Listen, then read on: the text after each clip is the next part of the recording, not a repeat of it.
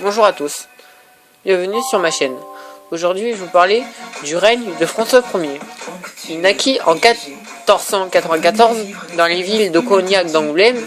Il est le fils de Marguerite d'Angoulême et justement, vous me demanderez si ce futur roi de France allait bien le devenir. Et bien pour le savoir, transportons-nous quelques années plus tard, en 1514. En 1514 meurt le roi Louis XII, qui est âgé d'une cinquantaine d'années. Justement, les caisses de l'État sont vides. Il a besoin d'argent.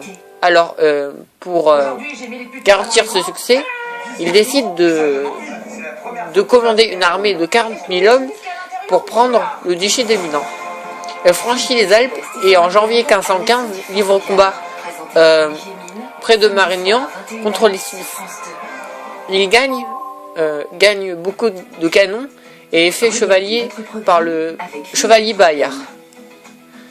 En 1516, il signe le Concordat de Boulogne et un autre accord avec les Suisses dans lequel il s'engage à respecter avec le pape les nouvelles clauses du traité qui garantissent au chef de la France, c'est-à-dire le roi, un libre accès aux ressources de l'Église. Donc, en 1519, l'empereur Charles Quint devient empereur du Saint-Empire romain germanique.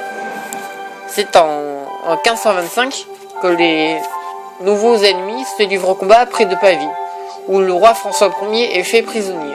Il est libéré en 1526 et dénonce aussitôt le traité.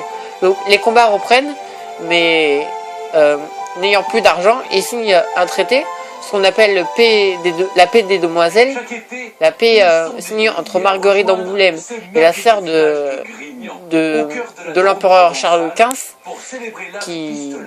qui veille à ne plus jamais se faire la guerre. Et bien justement, si, ils vont continuer. En 1534, François Ier envoie un Breton conquérir le Canada. Il s'agit de Jacques Cartier, qui en 1541 découvre le fleuve Saint-Laurent. Il meurt en 1547, pourtant, n'allons pas trop vite. On sait que depuis quelques années, depuis 1519, les protestants du nom de Martin Luther veulent un pouvoir sur l'Église. Et ils veulent se séparer de l'Église.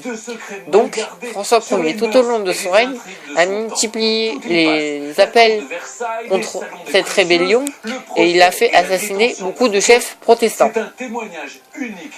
Et pour finir, nous allons parler d'une victoire qui a bouleversé les plans de Charles Quint. En 1544, après un massacre que des chefs de l'armée royale de François Ier ont fait contre les Vaudois dans le sud de la France, le marquis de Cérizol du connétable de Bourbon gagne contre les Espagnols la victoire de Cérizol. En 1544, les Français peuvent reconquérir le Milanais et François Ier meurt en 1547. Son fils Henri II lui succédera.